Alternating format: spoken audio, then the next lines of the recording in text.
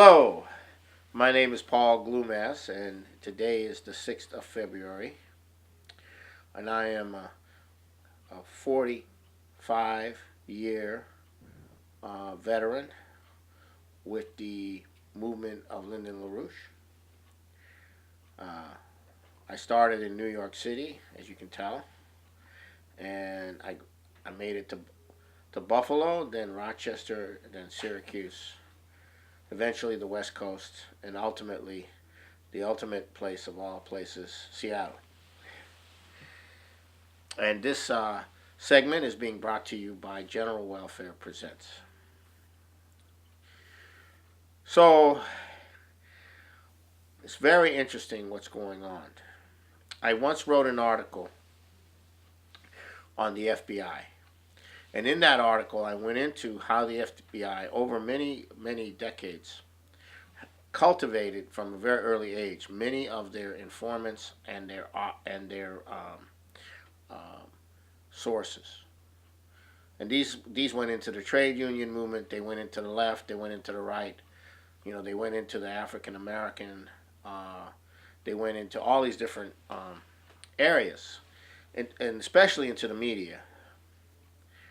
So this begins to explain why you have all these people who know that the FBI murdered King, or was at least involved in the murder of Dr. King. You have all these wonderful pretenders to love Dr. King going in defense right now of the institution that killed him. So this is very interesting. This begs the question: who are these people? And what have been their ties over the last periods of their careers to being friends with the FBI, or being snitches for the FBI, or being, And of course, you get a little reward for being a snitch with the FBI. You get a little reward for being a source with the FBI, for being friendly with the FBI. You get a little reward. You get a little leg up on the political situation. You get a little help from behind the scenes. You know, you're a good guy. You're part of the team, right? You believe in an America. You believe in the goodness and greatness of our FBI, which is protecting our people from communists, protecting our people from terrorists, protecting our people from our people.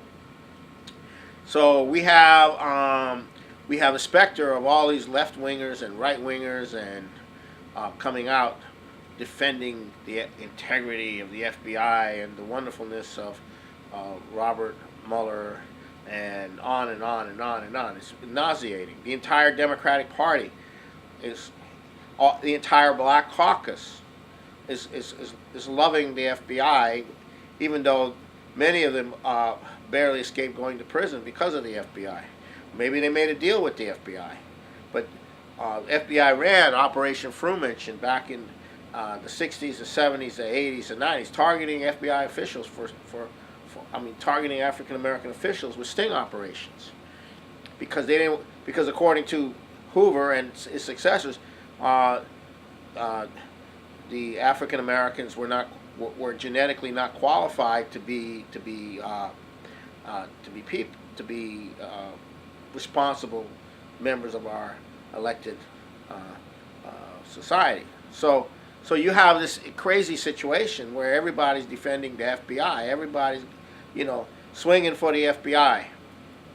Including Trey Gowdy, the great congressman from, the great stalwart constitutional congressman from South Carolina. I don't like politics. I wish I was in the FBI. Therefore, I'm quitting. I'm not going to run again. Wow, what a creep. I mean, they all know what the FBI is. They know what it is. They know it's completely corrupt. So we have all these people surfacing to defend their great alma mater, the FBI. So it's very interesting how this is all playing out. Now, what's going on essentially is this: The people who are running the coup against Donald Trump are the same people that ran the coup to overthrow a duly elected president of Ukraine, Yanukovych, excuse me, and used Nazis and paramilitary and gangs of Nazis backed by billions of dollars from the National Endowment to Democracy, led by Victoria Nuland under Hillary. They ran this coup in Ukraine.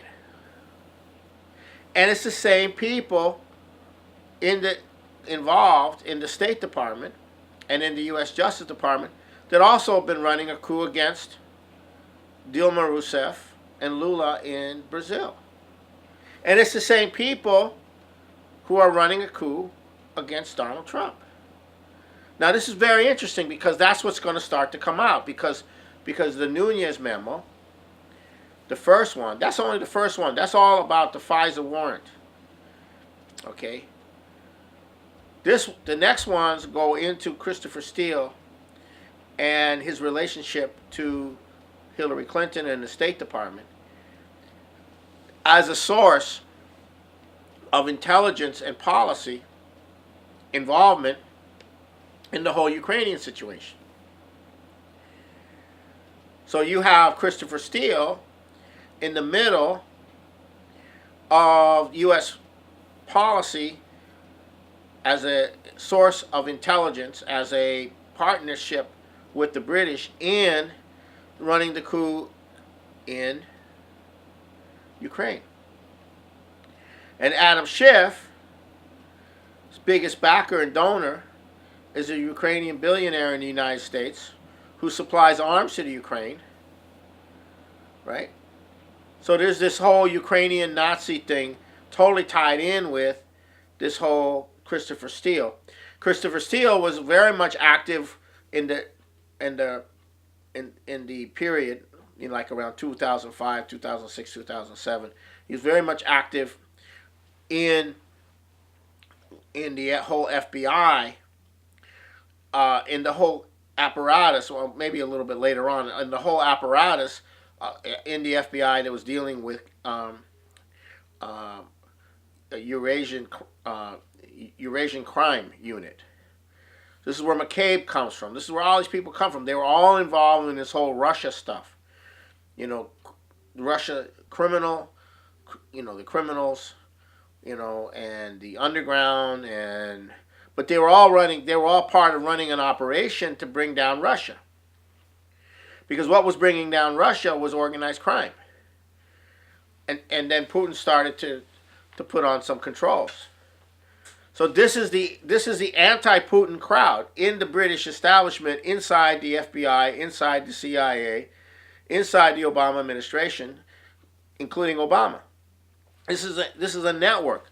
And so the subsequent memos that are going to come out are going to appeal these connections, right? Because the people that are running the coup are the same people that ran the coup against Yanukovych, or ran the coup in Brazil. They're the same people. It's the same apparatus in the Justice Department, in the CIA, etc. And you're not going to have a president if you allow these people to remain. But you're going to have to dig away at it. And as you dig away at it, they freak out.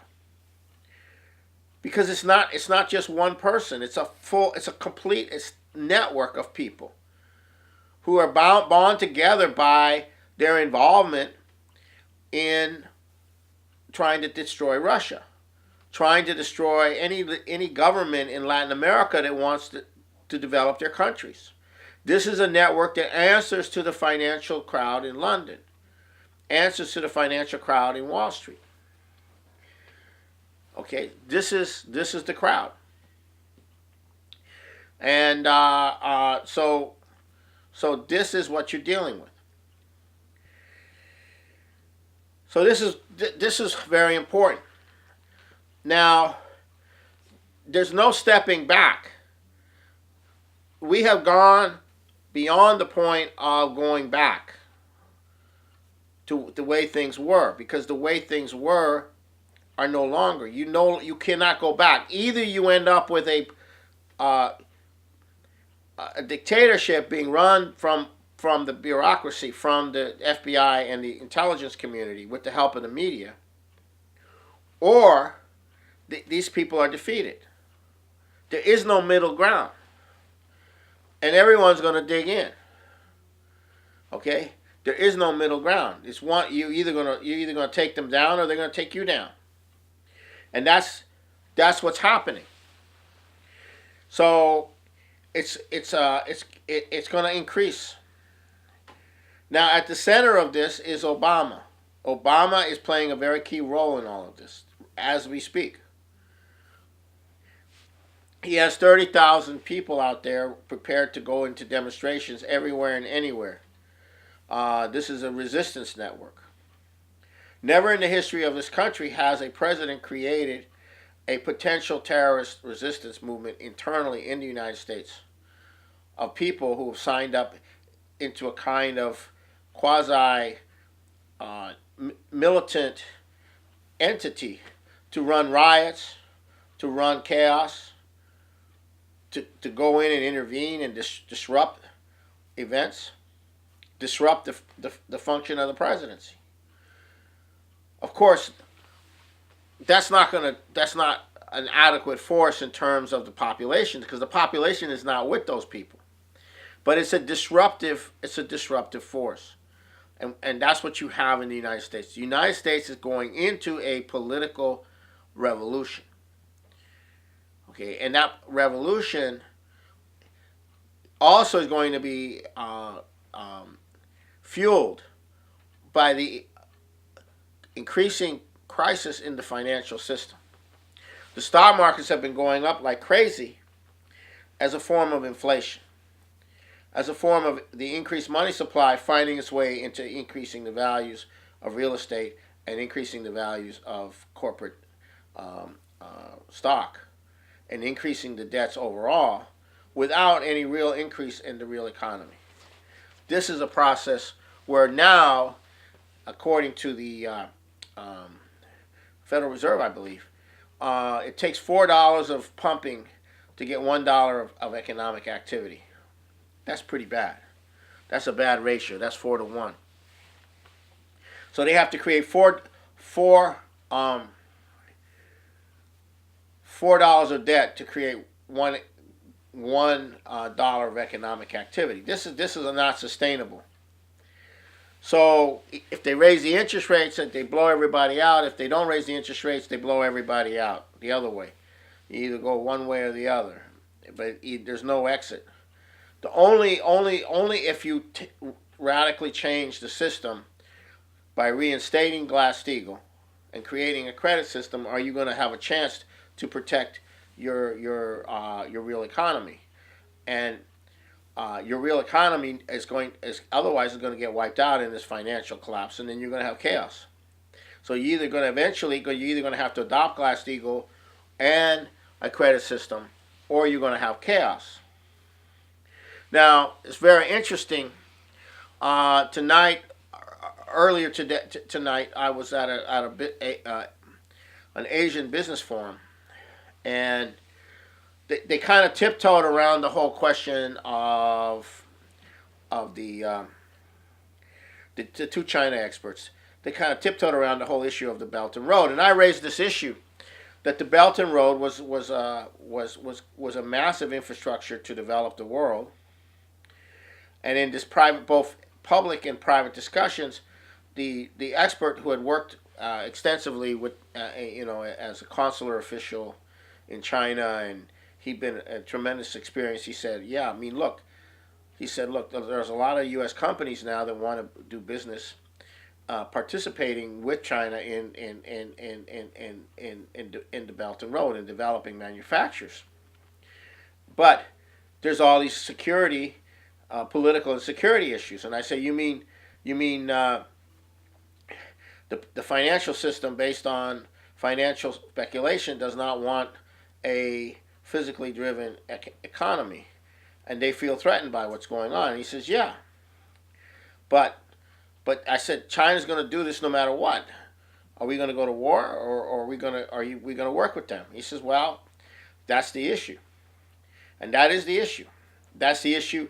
Now this person 5 months ago I would not have had this conversation with this person. This person would not have had that conversation 5 months ago with me, as he had tonight.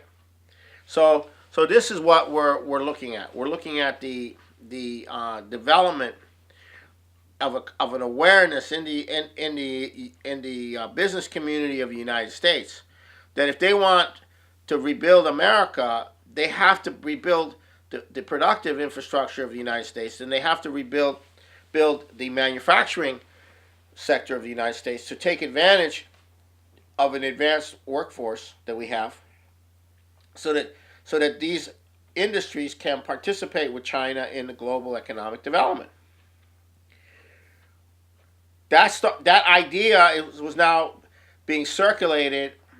This idea is now becoming clear to many of the business layers, especially here in Washington State, which has a very strong connection to Asia in terms of. What I also found out tonight was that foreign direct investment, that Great Britain, get this little island with 60 million people, United Kingdom, invests over $500 billion of direct investment in the United States. They are the number one investor in the United States. Well, what are they investing in? That's the question. How does a country the size, with a population 1/7 of what we have, how does have $550 billion of direct investment in the United States? That's totally crazy. And the next one after that was Japan, and the next one after that was Canada. And how does Canada have $300 billion to invest in the United States? But that's part of the British system. So this was kind of an eye-opener for me, because where is that money going? Is it going into building up U.S. manufacturing? No, it's going into what? It's going into further speculation. So, or buying real estate, or buying this or buying that. But they're not. Are the British investing in factories in the United States? Are the British investing in expanding manufacturing in the United States? I don't think so. And we have now a society in which our trains are crashing all the time. One in South Carolina. Then we had this thing up on the way to West Virginia.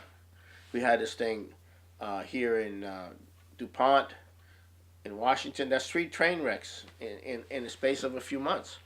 That's pretty impressive. So what kind of nation are we? So all of this is going to be decided in this coming period. And but it's interesting that we now have this reality that the power that's going after Trump is also the power that wants a war with Russia, and wants to stop the Belt and Road, and wants to overthrow all of the governments of nations that are not going along. And so this is where we are. And it's only the beginning. It's only the beginning. And the thing about Grassley and Nunes is they're fighting. There's a fight going on, and they will unmask. They will reveal through these memos more and more and more, and then there'll be a blowback, and then more will be revealed, and then a further blowback, and more will be revealed. And it's a struggle. It's a real fight. And Donald Trump is not is not perfect. He makes a lot of mistakes, in terms of his tweeting and what have you. But that's not what's important. What's important is that he doesn't give in. He doesn't surrender. And they are determined to get rid of him, because he is not a liberal. He does not go along with the neoliberal perspective. This was very obvious at Davos, where he said, you know, I'm for every country becoming great. I'm for every country becoming great, supporting, you know, becoming great. That their people should support their country to become great. This is called revisionism. Why is it called revisionism? Because it's a revival of nationalism. But nationalism, it doesn't have to be bad if it's based on the general welfare and improving the general welfare. What becomes bad is when nationalism is used to target antagonism against other nations. But if it's not an antagonistic towards other nations, then nationalism can be something that can benefit other nations.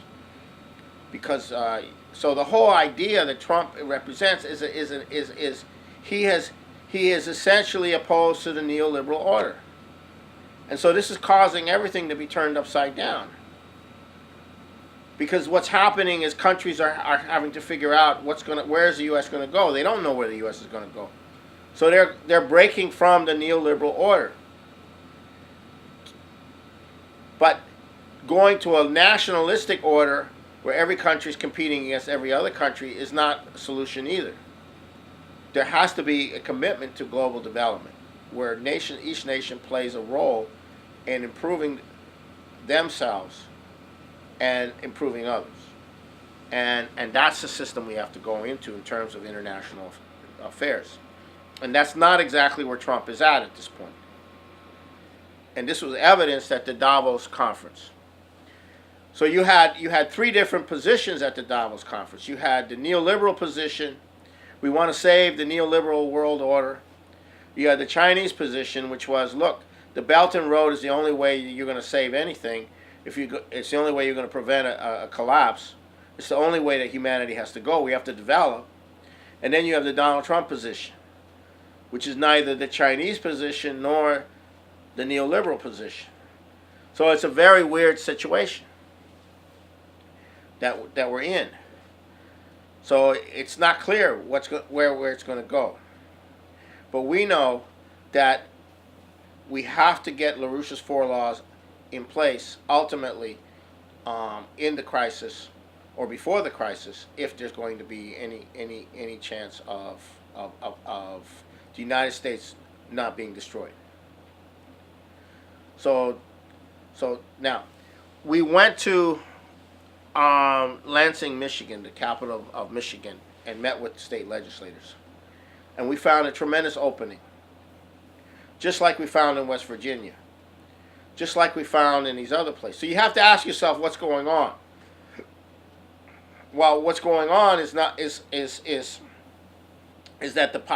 there's a revolt going on in the area of a heavily Democratic area in the states of Michigan, Ohio, Wisconsin, Pennsylvania, West Virginia. These are very heavily Democratic areas which are now rebelling because of the population there isn't techies from Seattle. This is your guts of your working society, and they are rebelling, and that's where Trump won the election. He won it in those states, and that's what's going on. And what's happened to the Democratic Party is because of what Obama's done, because of what's happened, because of the penetration of the British into the intelligence community and the FBI, the Democratic Party has become so crazy. They're even accusing Nunes of being an agent of Russia. They're even doing that. It's gone that crazy. It's gone totally crazy.